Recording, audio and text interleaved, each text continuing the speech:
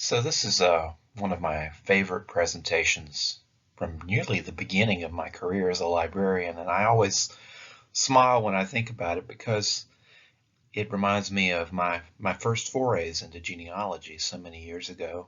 And I get to talk about one of my mentors. But it's also important because it's the very basis of what we do. The kinds of materials we use to support our conclusions and how we deal with them responsibly. It's easy to forget how important that is, and it pays to go back occasionally and renew our devotion to those principles that are really the core of what we do. Like a lot of you, I began my adventures as a genealogist on a visit to the local history room at my county library. In my case, that was back in the summer of 1989 at the Randolph Room of the Asheboro Public Library in Asheboro, North Carolina. In those days, that facility was tucked away in a dark little corner of the building down a hallway. First of all, you would have to be aware of its existence to even inquire about it.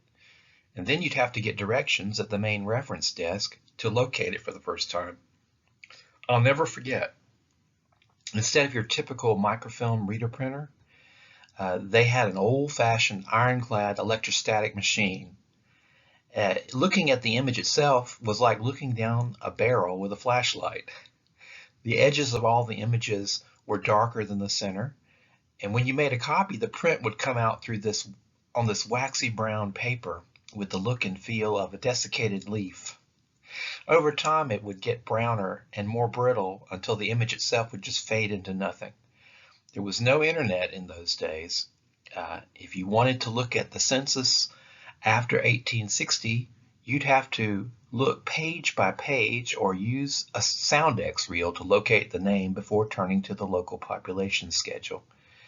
When I was on a census hunt, I would often look through entire townships at a time before running into the names that I wanted. And so, of course, I had to kind of know where I needed to look and forget about trying to find a census in another state. You'd have to go to the State Library of North Carolina in Raleigh to look into those records. In fact, I think the Randolph County Library had only census microfilm for Randolph and neighboring counties, not even the entire state. In spite of all those limitations, primitive conditions, I was 19 years old. I was just fascinated by this new world of information, probably because it was all very personally intertwined with my own experiences as an individual. It was as though I was linking myself to historical events and places that I only read about in books before, and history was always my escapist fantasy. A few successes only made me want more and more, and soon I arrived at a point in my research where the evidence was less clear, and I had to make some assumptions. I remember I was working on my Johnson family, and I'd gotten back to my great-great-great-grandfather, William M. Johnson, who was a Civil War cavalry soldier from Randolph County. He was killed while out sharpshooting after the Battle of Cold Harbor in Virginia near Richmond. And my uncle had told me about a long time before about his death and how his companions had buried him in a churchyard near the battlefield. But the letter that his brother-in-law wrote home to report the death to the family was missing. Nobody had seen it since my uncle saw it, apparently. I was trying to equate William Johnson to another man of the same name and age who was living in the 1850 census of Randolph County. At that time, my William would have been a teenager like this kid in the census, and I was certain that this was my ancestor at an earlier point in his life. After all, it was the same county, it was the same name, the same age. So excitedly, I was very excited, I told the person on duty in the Randolph room at the time, Carolyn Neely Hager, what I'd found. Mrs. Hager was a librarian of the old school, slightly schoolmarmish, a little bit severe sometimes with people. She wore eyeglasses that were really thick and sensible shoes. She was a blunt, no-nonsense kind of person with a warbling, resonant voice that kind of reminded me of Julia Child. Uh, I knew she lived in a grand old Victorian house across from the library, and she was an institution in the local historical and genealogical societies. In short, I thought she was just magnificent. When I first knew Mrs. Hager, she was approaching retirement age, and people said she spent a lot more time smoking cigarettes and reading in an armchair than actually doing her job. But she never led me astray, and I was in awe of her. And after all, she had actually been to England and Ireland and done research there. And I just could barely imagine that. I felt very fortunate, and still do, to have had her as a guide. She looked at me with a bemused smile when I pointed out this William Johnson on the page, and she tapped a nicotine-stained finger on the legal pad that I was taking notes on. Now, she said, how do you know that these two people are the same? It's not even the same part of the county where your ancestor later lived. This young man is living on the west side of Randolph County, and your ancestor lived on the eastern side near Liberty. Isn't that right? But I said, this is the only William Johnson in the county in the preceding census year who is the same age as my grandfather. Who else could it be? Well, she said, have you tried searching for the name spelled with a T? Johnston instead of Johnson? Those are the two are the same name, you know. No, I didn't know that. And of course, she continued, they didn't build walls between the counties in those days. It may be that your William Johnson came from another county. Johnson is a very common surname. Well, I felt a bit hurt that Mrs. Hager was questioning me instead of celebrating with me. What did she have against me? It seemed like she just wanted to spoil my fun. After all, William M. Johnson and his wife were married in Randolph County in 1858. Why would they marry across county lines? Well, I went back to what I was doing. She could see that she wasn't getting through to me. A little bit later, she came back with a magazine in her hand. It was an old issue of the local genealogical journal. Here it is. Here is a real lead for you, she said, folding the cover and placing the page on the table in front of me.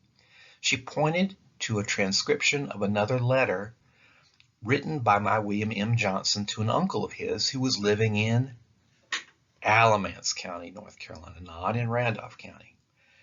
It was written during the war before his death. In it, Johnson was describing his horror at the execution of a deserter and how he missed the food back home. It was collected in his uncle's papers at Duke University. The editor of the genealogical journal was a descendant of the uncle and had seen fit to print it. And as it turns out, William and his wife turned out to be second cousins to one another. They married across county lines because they were both Lutherans, and they knew one another because of their family connection. In fact, the wife's father had migrated himself to Randolph County from Alamance via Chatham in the early 1850s. Mrs. Hager turned this exchange into a positive lesson for me.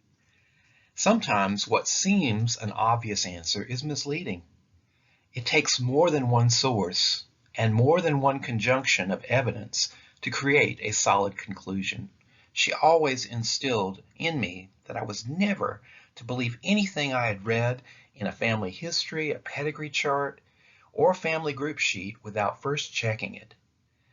It's against all the records of that time period in which the subjects of my research lived. I cannot say that I've always followed her advice, but many times when I didn't, I learned to regret it later.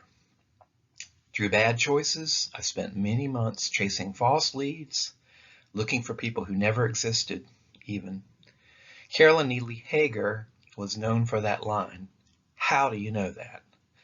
In fact, I later learned a lot of people would avoid coming to the Randolph room when she was on duty because she questioned them too much and destroyed their pet theories.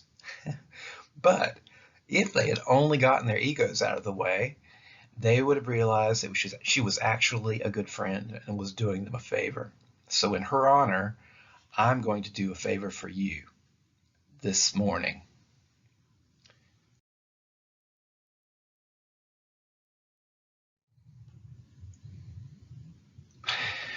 So it's easy when we begin our research to skip some of the steps. The answers are coming in so thick and fast, and we're so addicted to the rush of learning new things, we never want it to stop. And so when it slows down, we tend to look for shortcuts. We don't always ask questions about where our information is coming from. It's a truism that information is only as good as its source, however. And when it comes to genealogy, what do we mean by the quality of the source? What is the difference between a good and a poor source of information? Well, first of all, we need to get some of our definitions out of the way.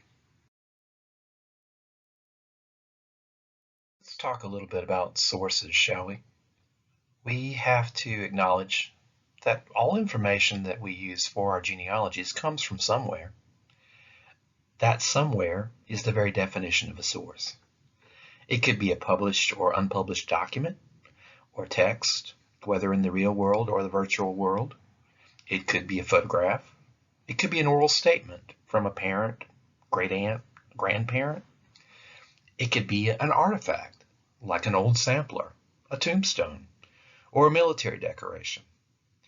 It's not the source itself that is valuable to us as much as the little bits and pieces of information that we can draw from it. Now, we can think of the source as the container or the package, and the information as the contents of the package or container.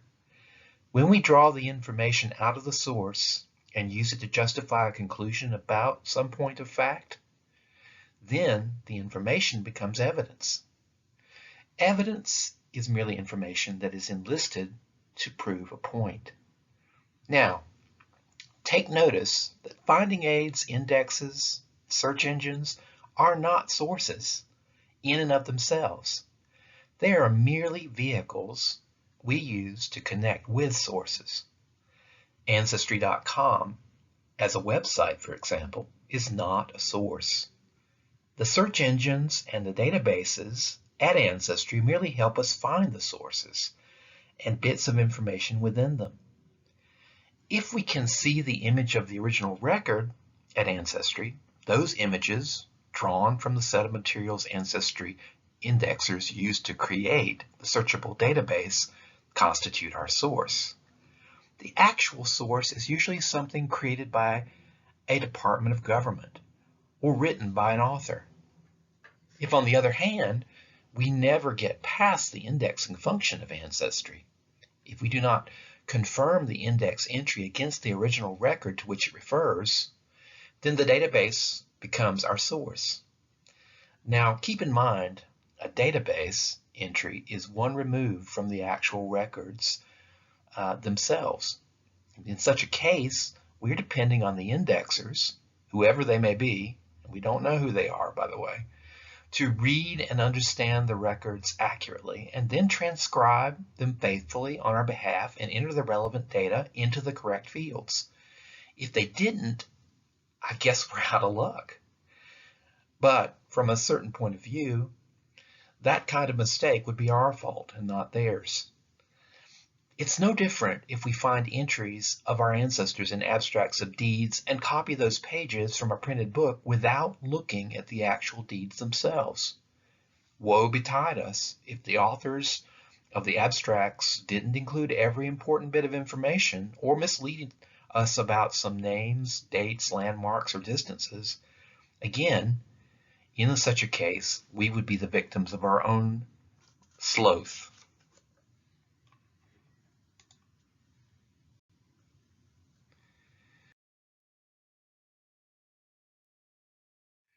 We can further break down the universe of sources into types.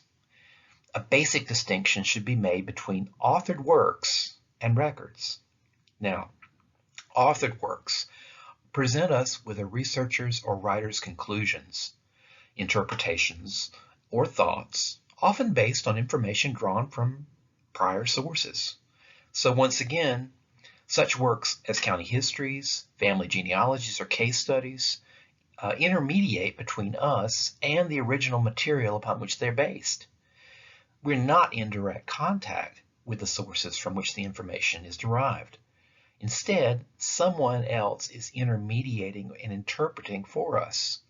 The author is picking and choosing what to share with us and what to withhold, and in what light to present what they do share with us.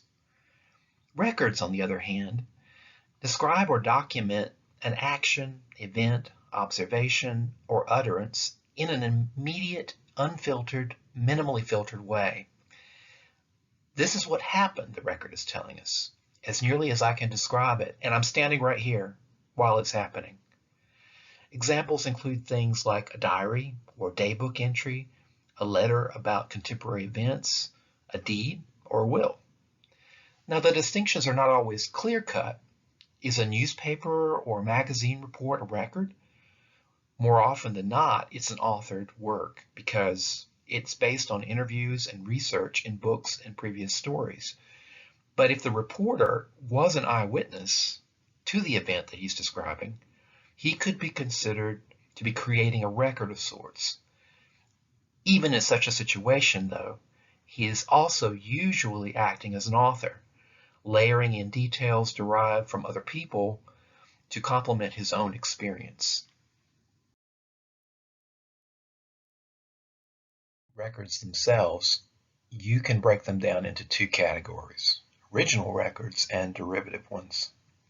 Original records consist of documents created usually at or nearly at the same time as the event took place, in order to establish certain facts.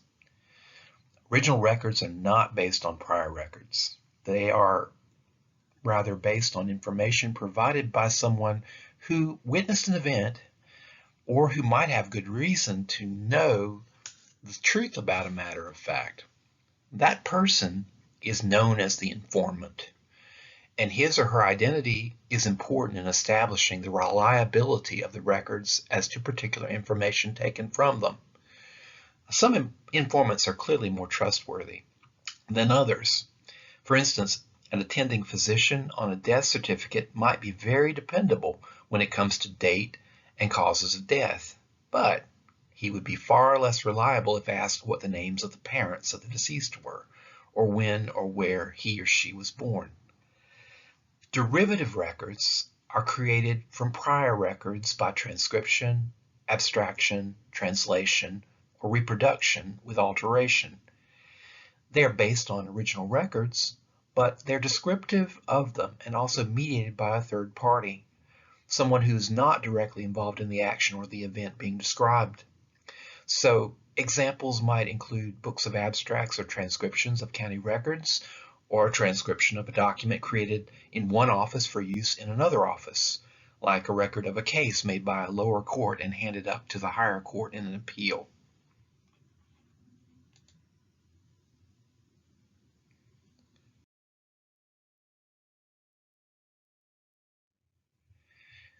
Now, information can be packed into any kind of source, whether authored works or records, but it's not all equally dependable from a factual point of view.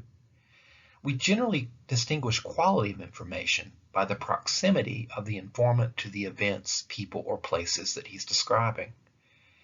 We also have to take into account that person's degree of bias or interest in the information that's being provided. Note that the informant is often a different person than the scribe or the author who records the information. Primary information is derived from eyewitness testimony. The person was actually present or had immediate knowledge of an event, situation, or relationship. The sooner the testimony is recorded after the event, the better, because memory dims with distance, as we know. Secondary information is reported by someone who obtained the information from someone else. The person who provides it was not present at the event and did not have direct knowledge of the circumstances. In a legal context, we would call this hearsay. If we cannot determine who the informant was from the record, then we would say that the information falls into the indeterminate category. That means we cannot judge its validity in relation to the knowledge and authority of the informant. As a result, it immediately becomes suspect.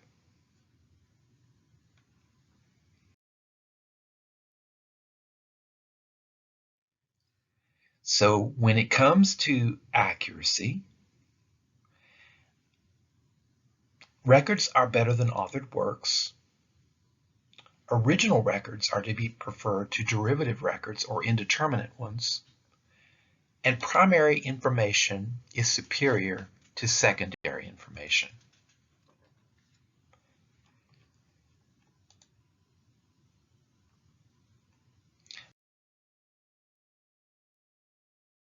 So let's look at some real-world examples of each of these distinctions.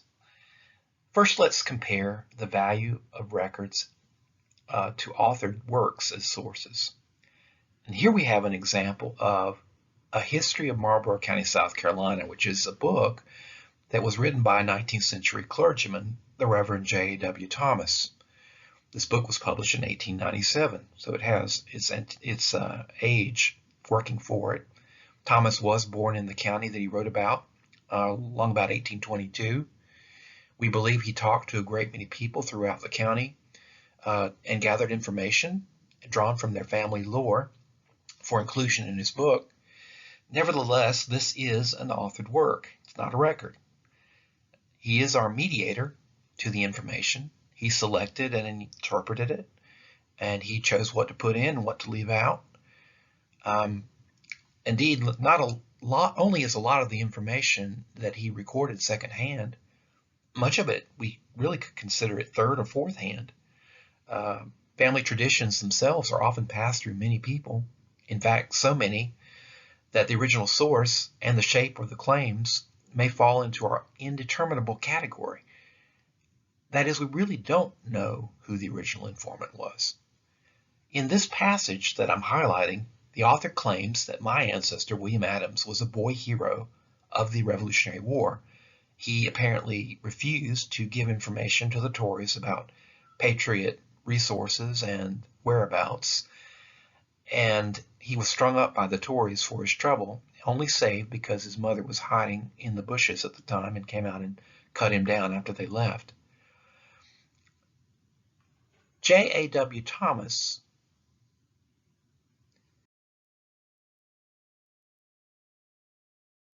might actually have known William Adams as a young man. I mean, this photograph that you see here was probably taken just before or just after he died in 1860. But it's doubtful that Thomas would have ever asked William Adams about who his parents were, and he does claim that the parents' names were Jonathan and Mary Adams in that passage I just showed you. But it turns out that this was wrong. This deed to the right that you see was taken from Richmond County, North Carolina in 1808, and it shows William Adams, a miller of Marlborough County, South Carolina, selling land that came to him through his deceased father, William Adams Sr. William Sr.'s estate record, dating to around 1780, does exist.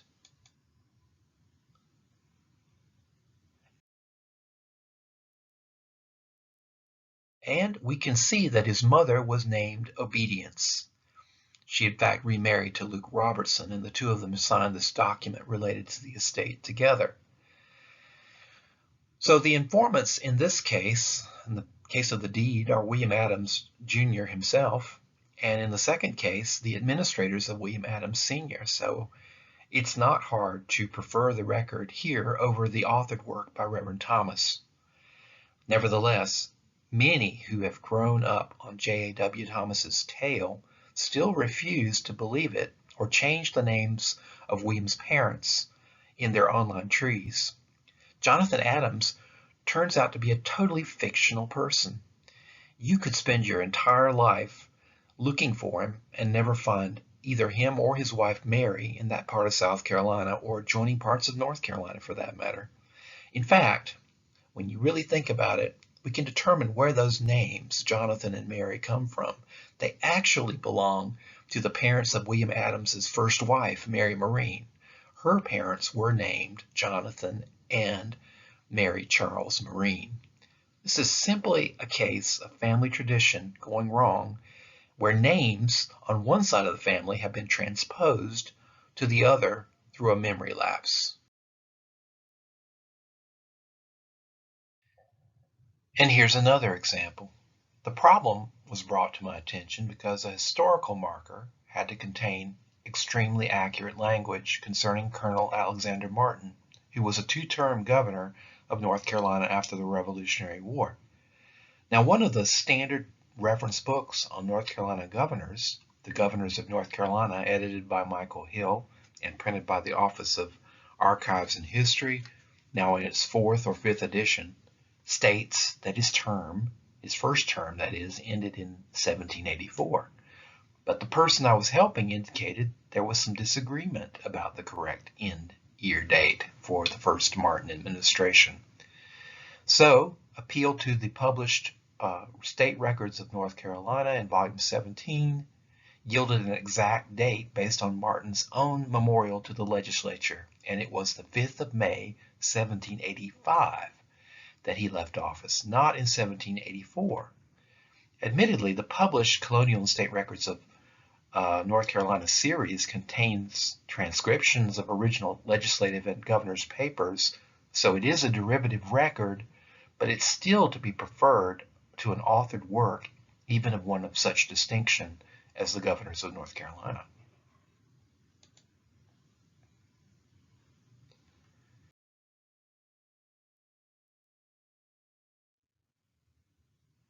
Now let's compare the accuracy of an original record with a derivative one. On the left, we have an abstract by Ruth Shields, printed in the 1950s, of the will of Owen Thomas in 1769, one of my ancestors in the Hawfields region of colonial Orange County, North Carolina. It shows a daughter named Anne Wilkes, as you'll see in the inset image that I placed here.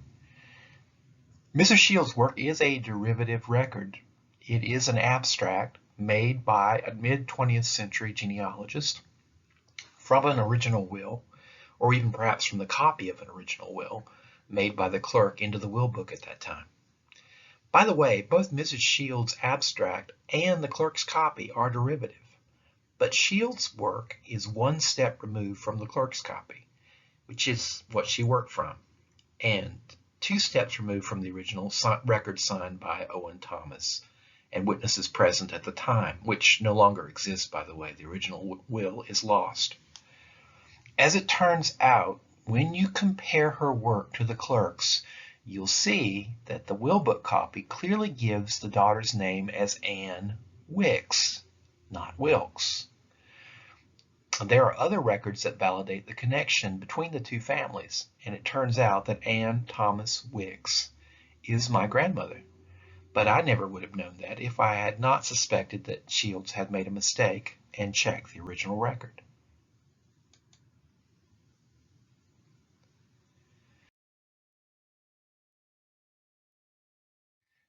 Lately, since I have ventured into land platting a little bit, the distinction between original records and derivative ones has become even more stark to me. I've learned that deeds and copies of land grants entered into deed books involve many mistakes in the description of the land itself. In fact, mistakes are so common they're almost routine. This only becomes apparent when you try to sketch out the tracts and fit the different parcels adjoining one another into a jigsaw puzzle-like graphic. They nearly fit and are clearly adjacent, but the fit is often not exact. Mistakes can involve skipping corners in the meets and bounds descriptions or misrepresenting geographic orientation of the landmarks and distances between them. When a deed or a land grant was brought into court to be proved and entered into the record, the clerk took the original home with him often and copied it into a bound volume. The original deed or grant signed by the parties themselves went back to the owner when the clerk was done and was then passed down to the next owner when the land was sold. On the other hand, chances are the person who drafted the original deed or grant was a professional, a surveyor or lawyer, or a party to the deed who took special care in getting it right. The copy in the deed book was insurance against loss of the original record. But imagine the clerk sitting up late at night by candle or firelight or a lamplight, copying one deed after another. How many times was he interrupted? How many times did he lose his place, skipping a line or duplicating a landmark, getting a distance figure wrong, or just skipping details in the description because it would save him some time and because his hands were wearing out from all the writing he was doing?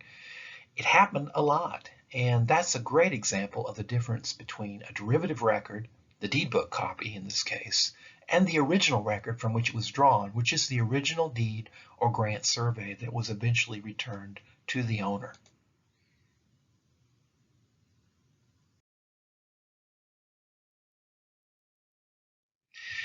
A good example of the distinction between primary and secondary information is the mix of data found in a death certificate. It's clearly an original record, right? Let's think about the different informants on a certificate. Remember, we can only judge the truth and reliability of the information when we know who gave it. Can we identify those people? Well, yeah, we can in this case because their names are right here. On the one hand, as to the cause of death, place of death, and date of death, clearly the attending physician or coroner is the person who would likely give that part of the information. Unless there is an official cover-up of some kind, the data is probably pretty accurate. First of all, the informants are qualified professionals. Secondly, they are reporting about an incident they investigated firsthand and which occurred shortly before they became involved, or perhaps they were present there the whole time if they were attending physician at the deathbed.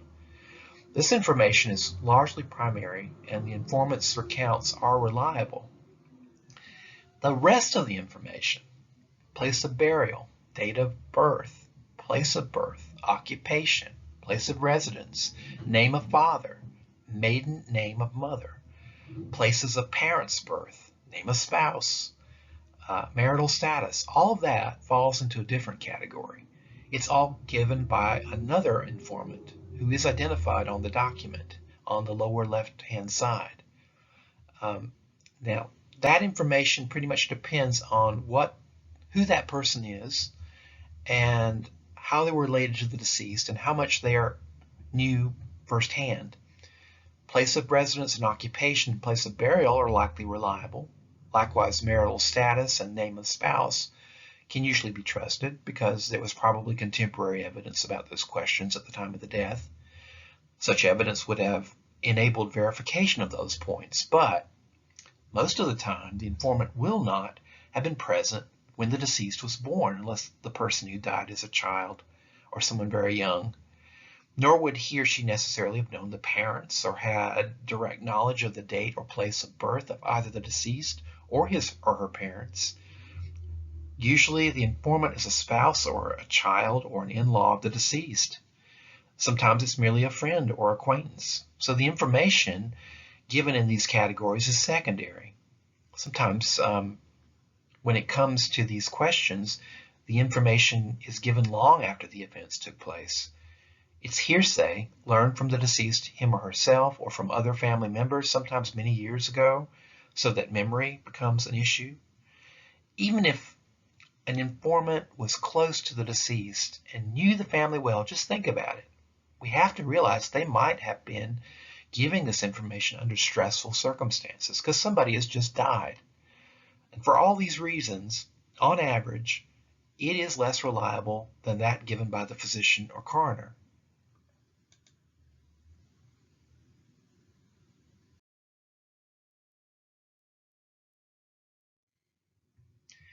Now, let's evaluate the validity of information given on a census record using those very same standards that we just kind of outlined. Census records are a mainstay of our family history. So let's think about what it's got going for it. It is a record, not an authored work. So that much is good. It is contemporary to some of the information that's being given in it, such as occupation, name, and age, the persons living in the household and their relationship to the head of the household, race, marital status, also place of residence, number of children alive, for example.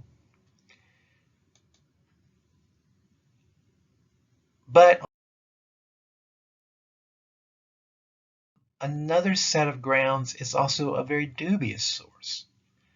For example, it's probably a copy of an original record taken in the field. So copies always involve mistakes. It would clearly be a derivative record just on that basis. Many of the questions asked are not contemporary or did not occur even near the time the record was taken. The date of the birth of the person, the place of their birth, the number of years married, the number of children born. It was recorded by a person working with a large volume of information under some stress, talking to complete strangers, going up to the front door, knocking and trying to get information from them, sometimes trying to interpret difficult dialects or accented language.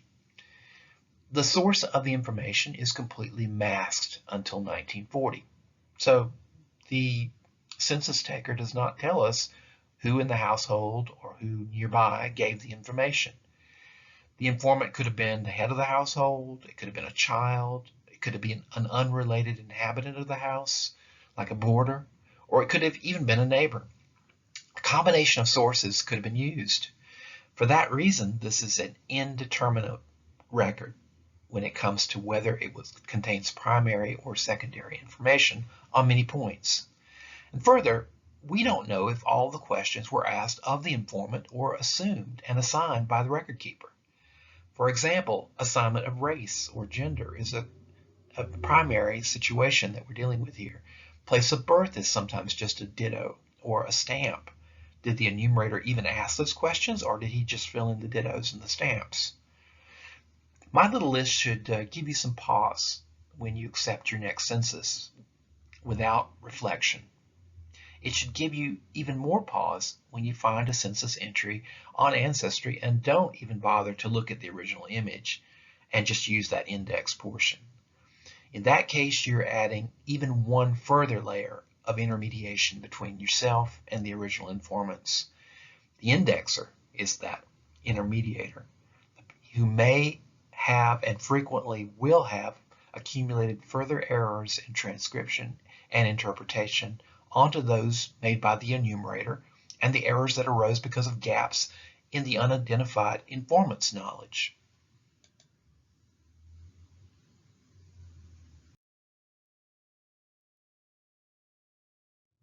Now, one way to overcome misinformation, which as we can see can even derive from original records, is to compare them with one another. Find more than one source with information which speaks to the same question and compare them. Do they agree? Do they not? In this case, I have death certificates of a brother and sister. The sister is my great-great-grandmother, Eliza Jeanette Cates of Orange County, North Carolina. When she died in the 1920s in Durham County, her death certificate gave her parents' names. She named one of her sons Lucian Cates, apparently after her brother Lucian Smith.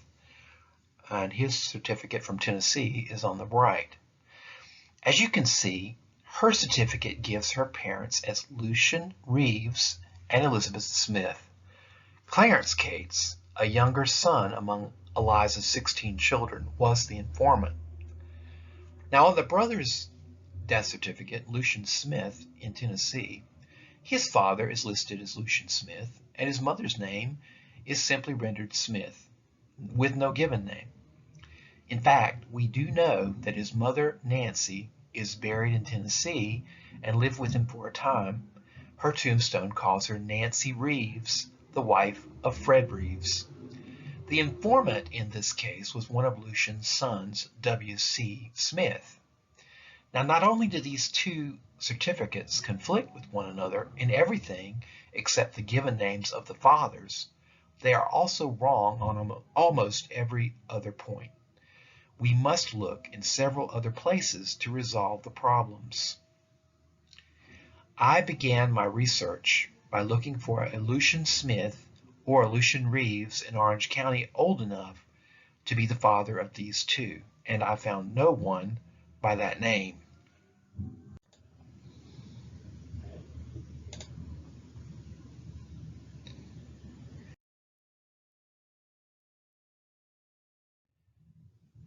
Eliza's marriage record to John E. Cates places her firmly as a Reeves. The 1850 census shows her living with a father and mother, Frederick Reeves and Sarah Reeves. Now, there are also children named Emmeline and Lucian there in that household, and their surname is given as Reeves as well. However, we know from Frederick's estate file that Emmeline and Lucian are not among his children.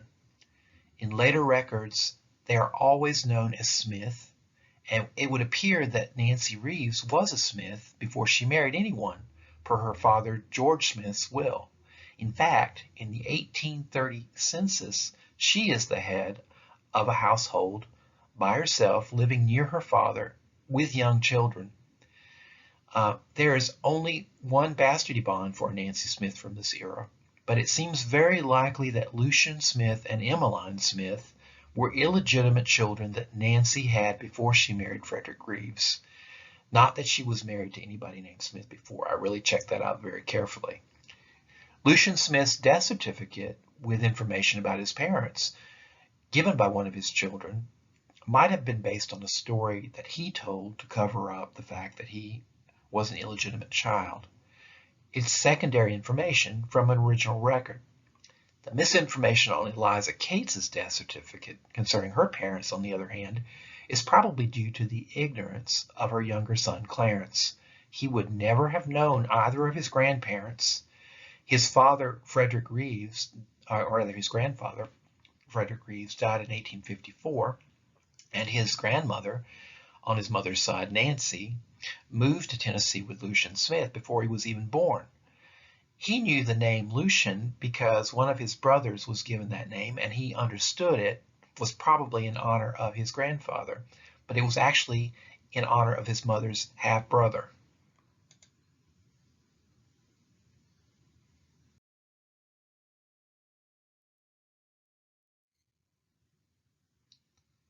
And here you can see the earlier census record with Nancy Smith living near her father, George Smith, and some of the illegitimate children apparently that were living with her. And then you see beneath that the petition of Nancy Reeves for her dower and or maybe her year support, which gives the names of the children of the deceased. And the only one from that household in 1850 is Eliza Jeanette Reeves. She's the last and the youngest.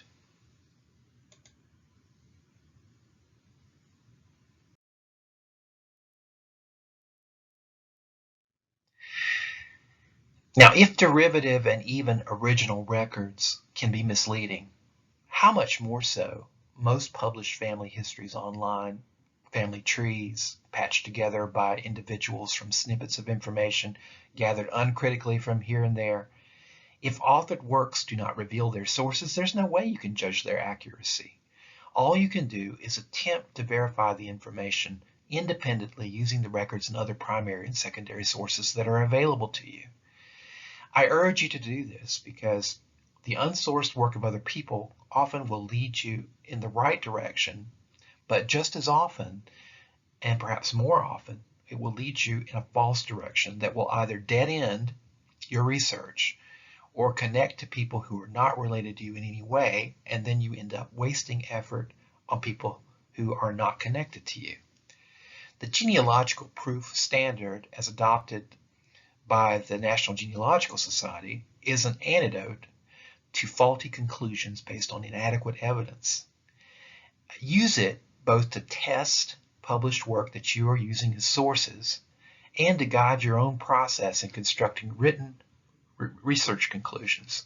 It has been accepted by the Board of Certification for Genealogists, and in order for work to be considered credible, it must involve a reasonably exhaustive search for sources. Each statement of fact must have a complete and accurate source citation so other people can check that. against the conclusions. The evidence must be reliable. It must have been skillfully correlated and interpreted, so you don't just depend on one little bit. You take many little bits and you compare them, and then you get a more accurate conclusion. Any contradictory evidence, and we often run into that as we did with those certificates just recently, it must have been resolved in some reasonable way using other records like we did. And the conclusion must be soundly reasoned and coherently written.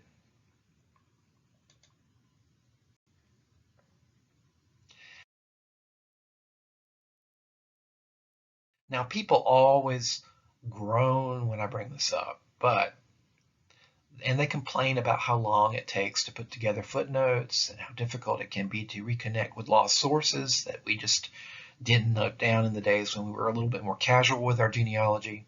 They talk about how they've accumulated so much data over time and started long before they were noting their sources. And I have some of those same problems, but chances are I can track down a source to a bit of information in my files with just a little bit of effort. And certainly there are some situations in which it might not be necessary to footnote everything, say for a photocopied family history that you want to distribute at a reunion among people who aren't genealogists themselves. But anything that is for general consumption, like a posted family tree online that will be used by lots of people over time, or a published family history, whether a book or article, should be meticulously footnoted. Most genealogy software has a field for notes these days, or sources. Also, make it a habit to copy the title page for every book that you make a photocopy from so that you can easily cite it later when you're needing it, and you don't have to go back and look for it again. Use online catalogs like WorldCat or library catalogs to get information for citations that you may have overlooked in your past research, but you kind of remember the volume you got it from. And when you are working in archives or county offices, always begin your notes with a reference to the book or the box number or whatever filing system is being used. When making photocopies, always record the reference on the back of the copy. Clearly, there are specialized sources in genealogy like certain types of public records, personal interviews, online databases, or types of artifacts, tombstones, samplers, Bible records, etc., that are less frequently used in historical writing. So you need special formats created specifically for those records.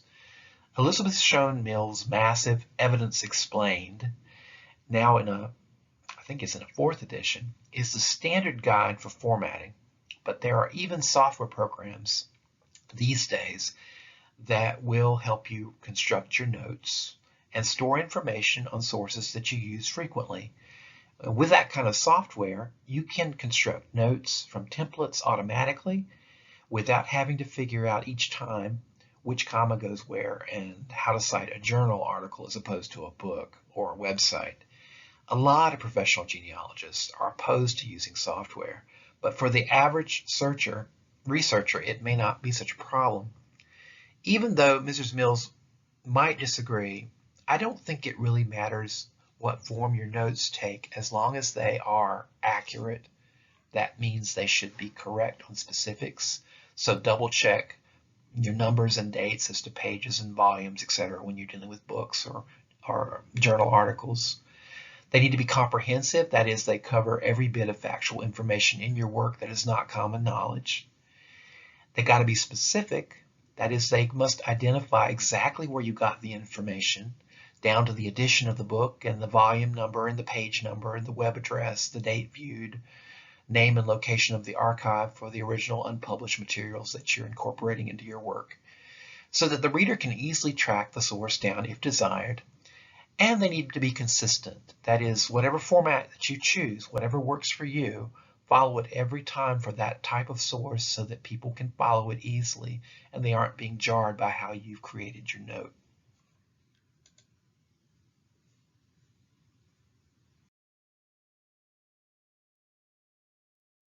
In the end, evaluating the evidence you use for your genealogy and determining its reliability will lead to a coherent, well-reasoned product that you can be proud of and that will avoid unnecessary errors. Look at each source that you use and ask these questions about them. First of all, How soon was this source created after the events described happened? If a long time afterwards, you need to think about that. Does the author or creator specify the records contemporary to the event that he or she used? If so, do they seem credible to you? If the answer to either of the questions is no, set the source aside, and for the time being, seek confirmation elsewhere. That's what we just did in our example. When it comes to any record, who was the informant and how reliable was that person's knowledge? If clearly in the know, did the informant have a reason to shade or hide the truth, like in a court case in which they were a party and wanted to be victorious? Does the information agree with other independent evidence on the same topic? By independent, I mean not dependent on the same source, ultimate source for the information. If that's not the case, can you explain the discrepancies in a credible way? And if you cannot explain those discrepancies, are there other explanations that better explain the known facts? Remember two principles. One, Occam's razor. The simpler explanation is always more likely to be true. And then on the other hand, Sherlock Holmes has a good dictum for us to remember. Once you eliminate the impossible, whatever remains, no matter how improbable, must be the truth.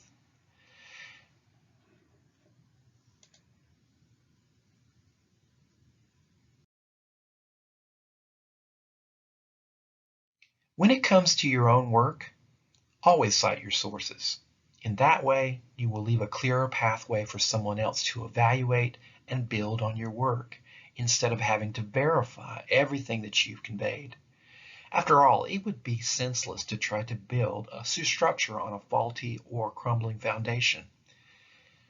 It's okay to theorize when the evidence isn't conclusive.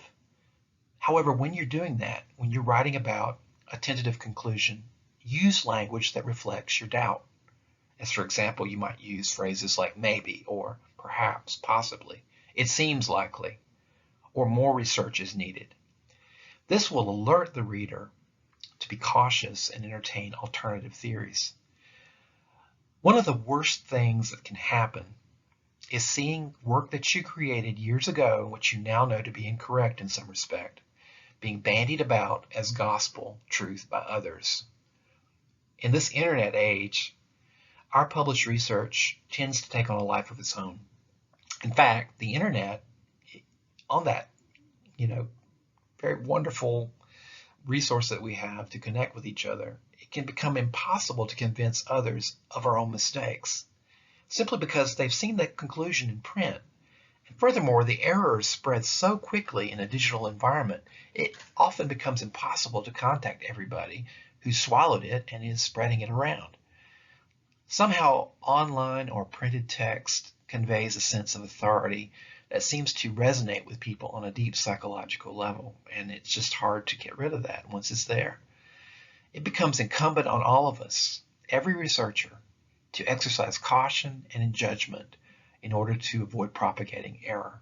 So I hope you've learned a few things here about evidence, the quality of evidence, how to avoid misinterpreting evidence in isolation from other evidence, and how to present evidence in a responsible way to others so that we can bring an end to unnecessary wasted effort and misuse of sources.